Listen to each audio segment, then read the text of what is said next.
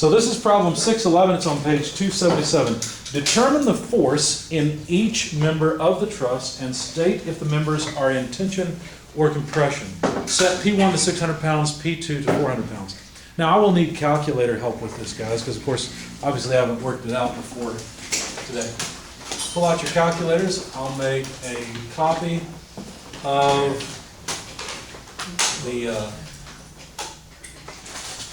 problem and we will tackle it. Notice I'm being careful to indicate pin joints where they are located in the figure.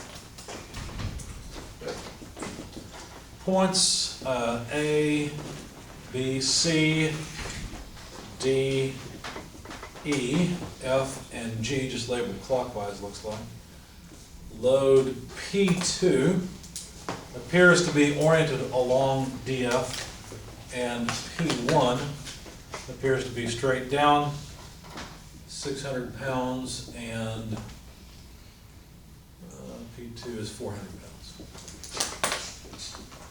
So basically find all the forces in all the members. We haven't learned the method of sections yet, so we only have the method of joints available to us. How do you suggest we begin? Eliminating. What's that? Free body diagram. Free body diagram. Excellent. Free body diagram of what? Warning, Sisk trap ahead. This is where I try to push you into a hole so that you won't fall on them on the test. Okay? Here's the trap. This is called the method of joints. Which joint should I start with? The one with the most forces.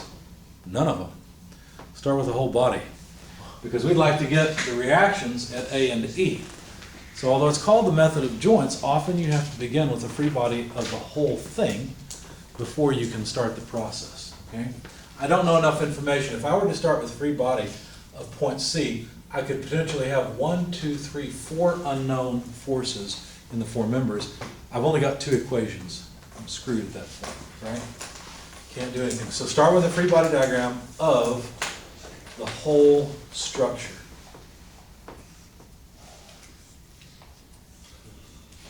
That means we get to copy it again. Whoopee. Not a very good copy, but there it is. Good enough for our purposes. Apply all the external loads. 600 pounds and 400 pounds. Of course, the geometry is given in the book, so I'll have to pick that up in a minute. We've got a reaction at A in the Y direction and a reaction at E in the Y direction.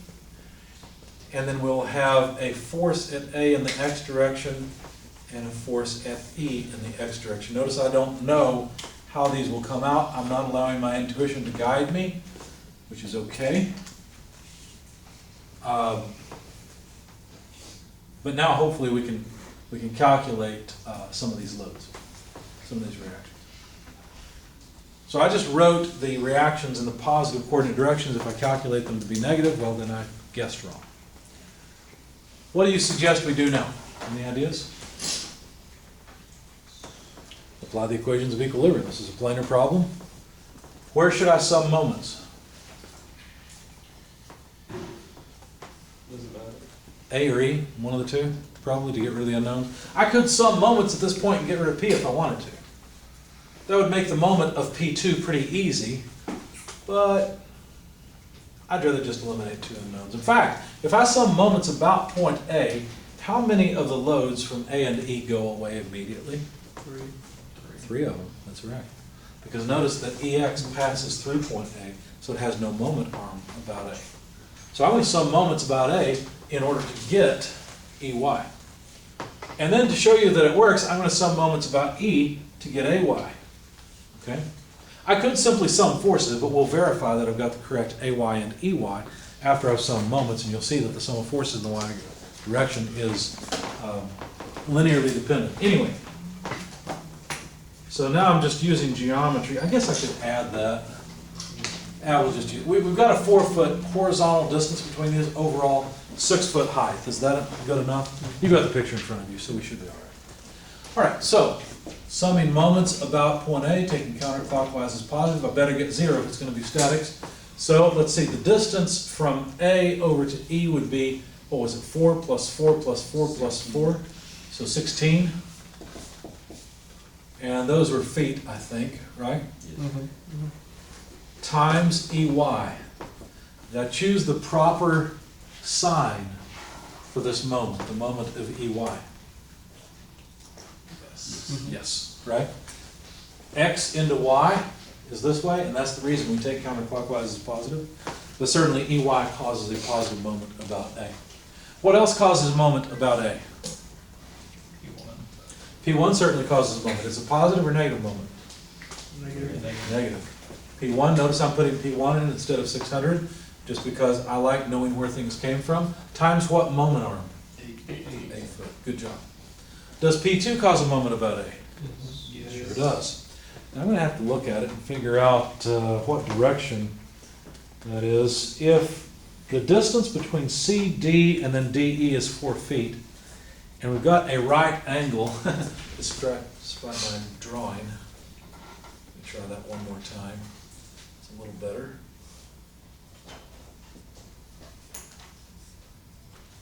That's better. So P2 is a line along this member, which is perpendicular to this line. What does that tell you about P2? Does it tell you much?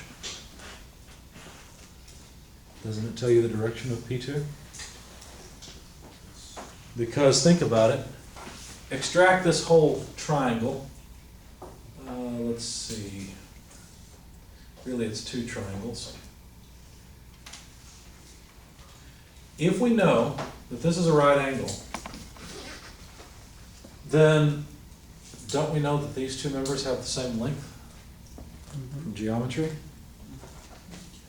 Could we prove that? I'm looking at the geometry trying to figure out how to prove it. I'm pretty sure we can. Let's see, we know that this projected distance here is 4 feet and 4 feet, and we know the height here is 6 feet. Now that's not a line here. The easiest way to do this would just be draw it in SolidWorks and see what happens. But I'm 99% certain we'd get the same dimension on this side as we have on this side. And the reason for that is because of this 4-foot space. And if I were to turn that, I mean, I think we could prove that this distance and this distance is the same. Since that's perpendicular, then it bisects those 2. So yeah, they must be, just thinking geometrically, they must be the same distance. So to get the orientation of P2, remember what I will want to do with P2 is break it up into horizontal and vertical components. So this geometric triangle gives rise to the horizontal and vertical components of P2. So I'm going to draw P2 up here just a little bit, because like I said, I haven't thought through this one yet. So this will be a little bit slower than normal. And I'm going to try and find the triangle that is similar over here. So I've got a right angle here. I know that these 2 lines are parallel. And let's see. So I'm going to use colors. This line and this line are perpendicular to each other, whereas these 2 lines are parallel. So let's see what that means. I'm looking for the angle. It's got to be here somewhere. Sometimes what I'll do is I'll think about rotating these a little bit.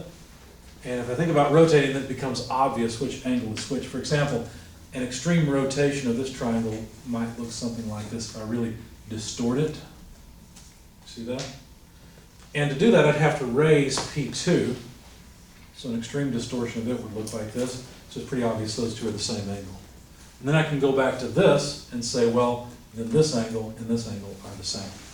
So if I'm having trouble thinking geometrically about which angle is the same, then I can go that direction. However, let's continue with what I was doing with this parallel and perpendicular consideration. So if we superimpose this triangle, something like this, let me take this triangle and superimpose it like that, then we can see that the angle down here is the same. So that means that this angle and this angle is the same, which is consistent with what I had a minute ago. See the thought process? Okay. If you struggle with it, just draw it in SolidWorks and see what happens. All right. So now we know which angles are the same, so we should be able to figure out how this breaks up. if we know data about these other triangles, which I'll have to figure that out too. But let me make sure I'm clear on which angle it is that we know. So it's this upper corner angle that's similar. All right.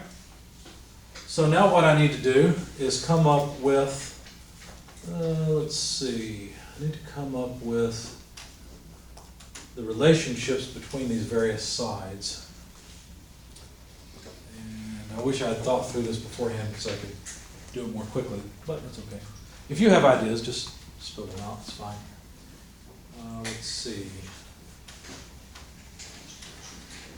How about if we consider a bigger triangle that is 8 foot on this side and 6 foot on this side. Then the length of this side, this is a 3, 4, 5 triangle, so this is 10 foot. What that means is these must be 5 foot apiece. Pointed along that. Does that make sense? Okay. If those are 5 foot,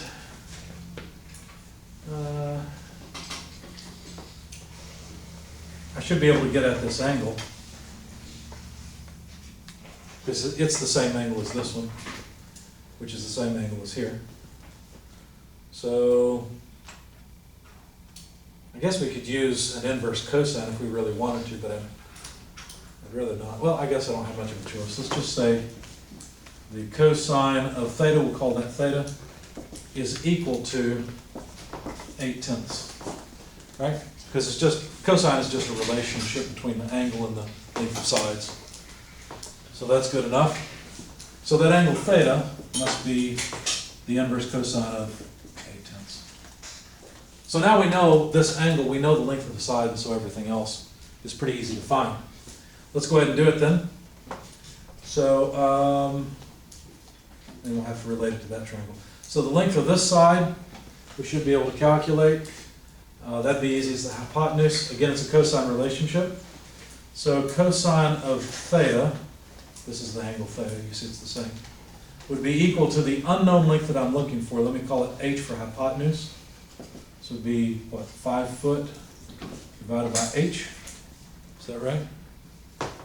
So the adjacent side over the hypotenuse, which is also equal to, we know, 8/10 because it's the cosine of theta.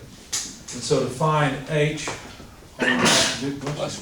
all we have to do to find h is take 5 times 10 over 8. So that's 50 by 8, which is how much? I can't think. 6.25. 6.25, thank you. So now we've got the length of this side, 6.25 feet. And to get this length, the length of member FD, I think we could do that next. Probably just use Pythagorean's theorem for that. That'd be the easiest. So if you want to just write it down, take the hypotenuse squared minus the other side squared. Take the square root, and there's the unknown side length. Okay. So take your calculators, please. Take the square of 6.25 minus the square of 5. Can't do 6.25. How much? 2.75. 2.75? 3.75. Thanks. So of course this is all set up to make the geometry come out nice. Okay, so now we found a triangle that is similar to this triangle. Despite my drawing, they are similar triangles. This looks more like a 45, that looks more like a 30. But we figured out what angles are the same. So our hypotenuse has relative magnitude 6.25. Our base, which is here because it's touching, has relative magnitude 5.0 and then 3.75. So now I've got the ratio of these sides at least.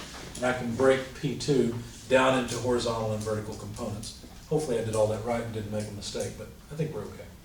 So the horizontal component, I'll call Px, is equal to, now obviously it's opposite coordinate, I'll put it in as a negative later, but Px would be P2 multiplied by 3.75 over 6.25. Everybody see that? If you see that, then tell me how to write down Py. P2 times 5.0 over 6.25. Exactly. Just take the other side over the hypotenuse. Okay? So far so good? Let's calculate those actual magnitudes so we can plug them as numbers. We know P2 is equal to 400. 400 times 5 would be 2,000. What is 2,000 divided by 6.25? 300. 320. 320? How about 400 times 3.75 over 6.25? 240. 240. Does it seem strange that the horizontal and vertical components of the load, if you just add them together, there's more than 400? Does it seem strange that if you go north, let's see, 320 paces, and you go east 240 paces, that you have gone a distance of 400 paces? Right? That's all we're doing. Anyway, so where were we? We were summing moments about point A, and I needed the horizontal components. I guess I also need the heights, but the heights are pretty easy. You can tell me this height. How much is it? Is it half the height? 3 foot? Good. What about the moment arm? Well, that's really easy. They gave that to us, 4 feet. Right? At least to EX, it'd be, what, 12 feet to AY, or to A. All right, so now that we've got everything we need, I think, let's continue. Will the horizontal component, PX, will it cause a positive or negative moment about A? So every moment's about A, PX is above A, the positive direction is counterclockwise, so this is a positive moment. So plus PX, what's the moment arm for it?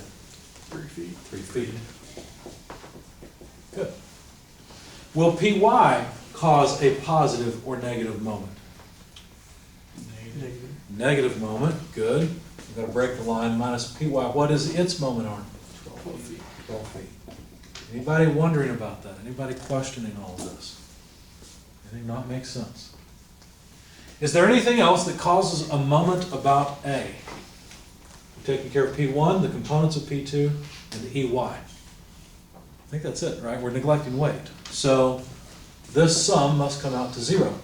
Now we know PY and PX in equation form, we know P1. The unknown is really EY, so let's solve for EY. EY will basically be all this other stuff on the other side. In other words, flip the sign, divided by 16 feet. So you can just write it down. P1 times 8. Notice I'm going to drop the units because we're being consistent, so it should be okay. Minus PX times 3 plus PY times 12. Now I'm going to expand it further by plugging in P1, which is 600 times 8, minus PX, but PX is 240 times 3, plus PY, which is 320 times 12. Don't you have to divide it by 16? You're right, thanks. I almost forgot that. Too many steps at once even for me. Maybe you shouldn't take so many steps, and neither should I. Oh well, I've got you to fall back on. Thank you for saving me. All right, so calculate that number for me, please, and we should get the reaction at A, or at E, excuse me, in the Y direction. 495. 495. I like to put it on my diagram. Was it exactly 495? Yes.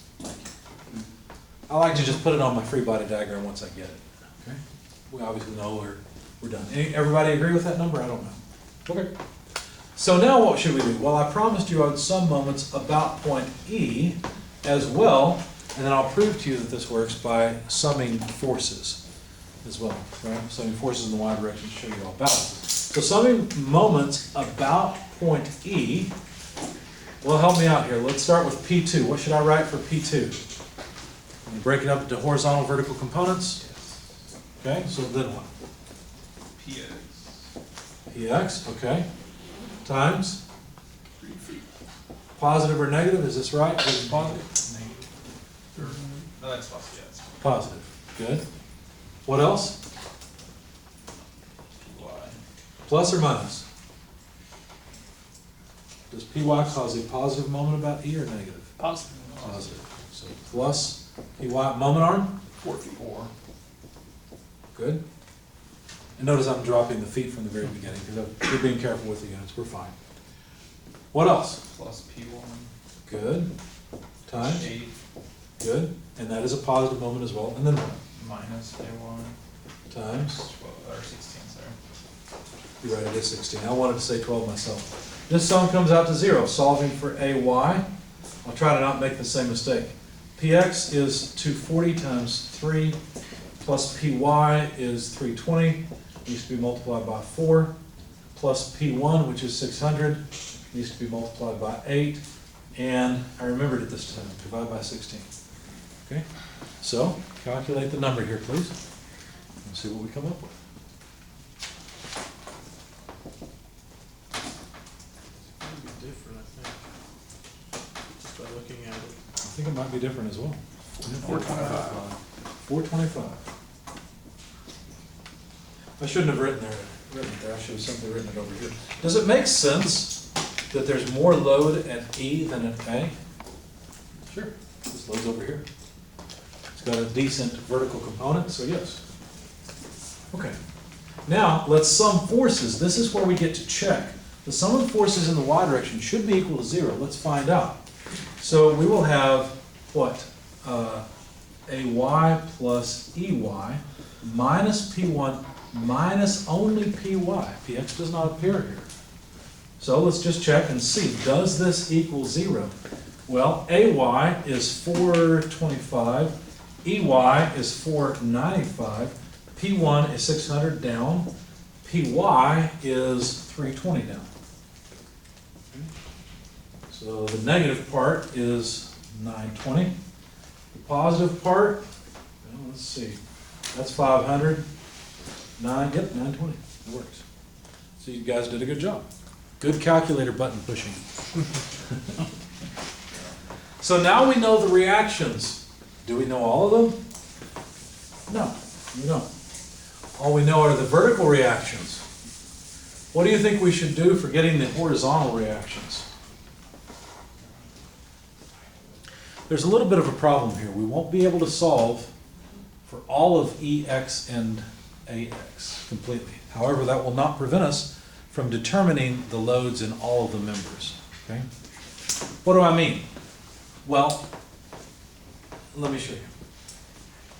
At least I think we will be able to. Let's try. Let's see what we can get. What equations would involve AX, for example? Well, the sum of forces in the x direction would involve it, right? So we could write that from the beginning.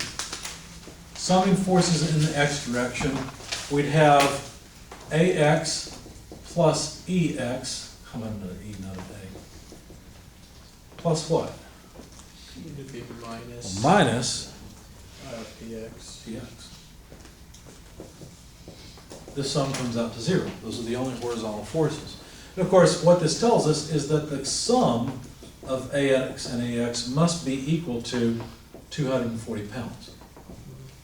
Make sense? Okay. So there's one equation. What else could we do? Could some moments about P1? Could sum moments about P? Yeah. If we sum moments about A, we've already done that. Right? Won't help. But we could sum moments about P, for example, or even P2 if we really wanted to. Let's just sum moments about P1 and see what happens. Okay? So summing moments about P1, we know we should get 0. Take counterclockwise as positive. Help me out here. What should I write? AX times 6 feet. Okay, AX times 6 feet, positive or negative? Positive. Positive, good. What else? P1 times 4? P1 times 4, I don't think so. We're summing moments about this point. Oh, P1 there we passes go. through it. P2. P2, okay. Yeah. You're positive or negative? Would be negative. It'll be negative. Be careful, you said this. P2 times 4. Is that right? The 4-foot dimension is this way. We need this length, don't we? If you're, I mean, you could use the components in the 4 feet, right? For example, PY in the 4 feet would work, but it'd be easier to simply use the entire member length and all of P2. What was the entire member length? 5 feet. Remember that? So it might be easier to simply write P2 times 5. That would take care of the vertical and horizontal components. We don't have to mess with them. Okay? You get the same thing. You can try it if you like. Try PX multiplied by 3 foot plus 4 foot times PY, and you'll get the same thing. Okay? Yeah. Are they both positive? Yeah, they're both positive. Okay. doing that instead of breaking it up into X and Y components. Right. There's no point since we know the length, the 5 foot length, and we know that this is perpendicular to P2, so why not just do it this way? Okay? What else? AY times 8 feet. Good. AY. Positive or negative? It's gonna be negative. No, positive. It's going to be positive. AY is a force that has a moment arm of 8 feet. Notice, positive AY times 8 feet. What else?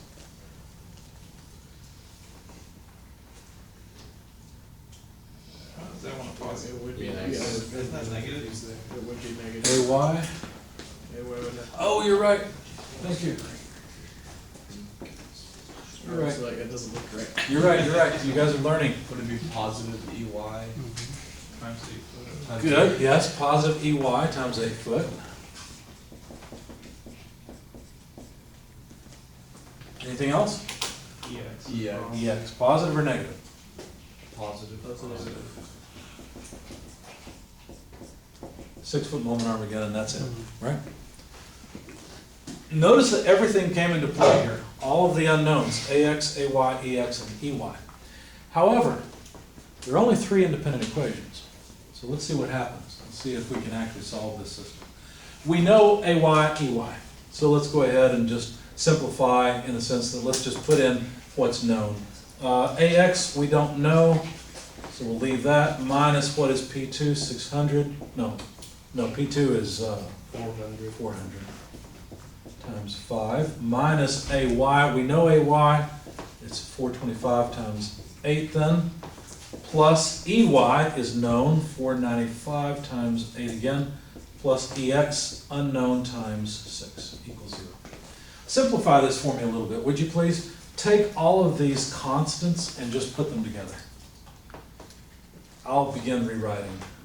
6AX plus 6EX. So what do we have? 2,000, well, it might be 70. Minus 14. How much is it? Negative 1440. 1440? Okay. Now let's simplify this a little bit. AX plus EX equals 1440 by 6. What is 1440 by 6? Probably 240. It's 240, that's right. Look at what we've got here. Huh. Not independent. What does this mean? Are we stuck? No, we're not stuck. All it means is we can't say anything about AX and EX independently. All we can talk about is their sum. You see? That's all we know about them. Fortunately, we don't actually need the magnitude of AX or EX in order to calculate the load in all of these members. Why? Because now we get to move to the section of joints. Okay? The method of joints, excuse me. There's the method of section and the method of joints. I'm running out of time. This is taking more than I had hoped. Why don't we start by summing forces at A. So have we extracted everything possible? I think so. We will probably have to continue this problem next time, but that's all right. So if we make a free body diagram of point A, what do we have? Well, we assume that all members have tension. So there's tension in all members. That means all members are pulling on this point. So for example, AG is pulling this way, right? I need a capital G if we're going to be consistent. AB is pulling this way. Are there any externally applied loads? Sure. AX and AY, which is 425 pounds. Let's at least get one joint done. Okay? Now, how does this help us? Because look, we don't know the magnitude here. Well, what we can do is say the only two forces that have vertical components are those two. So summing forces in the y direction, what we'll get is 425 plus FAB in the y direction. That's it. FAB in the y direction, though, oh boy, I've lost all the geometry. What did we have? 5 foot on this side, 6.25, and was it 3.75, I think? Okay. So to get the component of force, let's see, FAB acts in this direction. Now I gotta move that triangle around again. Let's see. Well, the point is that we'll get FAB and the Y, that'll give us FAB, that'll give us its magnitude, right? And once we've got that, what do we do from there? Well, what do you think we should do? What I would do is actually go on to the next joint and see what happens. I might get stuck there, so what I might do is assume that AX is 0 and only have FAG counteract this. In other words, I just need to know how much the horizontal component of FAG, which is all horizontal, how much of it is required to offset the horizontal component of FAB. I'm not really worried about AX. That make sense? See, here's what can happen. In a lot of these truss problems, if they're not set up easily, what will happen, unless I've missed something, which is possible, what will happen is you can have an internal load on the truss where the ground is pushing or pulling, and it's just something we can't analyze. And so often when you set up a truss, you set it up like this, where one end is pinned, however you want to draw your truss, I don't care, and the other end can roll. That way you can only have a horizontal reaction of one side. And then what happens is you find that horizontal reaction is 0. Okay, so that's often how they're set up. You might say, well, that doesn't make sense. Bridges aren't built that way. Actually, some aren't. Some bridges do have rolling connections to allow, because think about it, as the metal changes temperature, it needs to expand and contract. And if it can't expand and contract because it's pinned to ground, it's going to pull the ground out of place. You see? So this is not so bad. I wish we had gotten through that problem. I'm sorry I haven't written anything out. I'll write this one out. And what we'll do is pick it up next time, okay? All right. Thank you for your attention and your patience.